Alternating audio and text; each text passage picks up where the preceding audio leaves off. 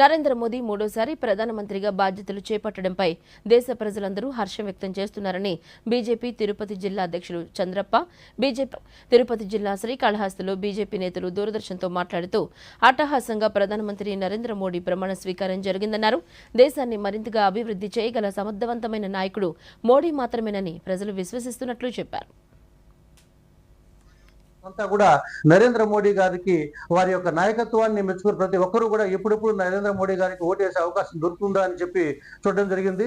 బయట దేశంలో ప్రపంచ దేశాల్లో ఉన్నటువంటి భారతీయులందరూ సగర్వంగా గర్వపడుతున్నారు ఈ రోజు. అంటే మా దేశంలో ఒక గొప్ప నాయకత్వం ఉంది, భారతదేశం అభివృద్ధి చెందుతుంది అని చెప్పి చాలా సంతోషంగా ఉన్నారు. అదేవిధంగా మనకి మహిళలు కావచ్చు, రైతులు కావచ్చు, పేదలు కావచ్చు, 25 కోట్ల మంది భారతీయులు ఈ గత 2014 నుంచి 2024 నుంచి వచ్చినటువంటి సర్వేలో 25 కోట్ల మంది, 24.84 లక్షల మంది ఈరోజు మనకి పేదరికం నుంచి మనకి అప్గ్రేడ్ అయినటువంటి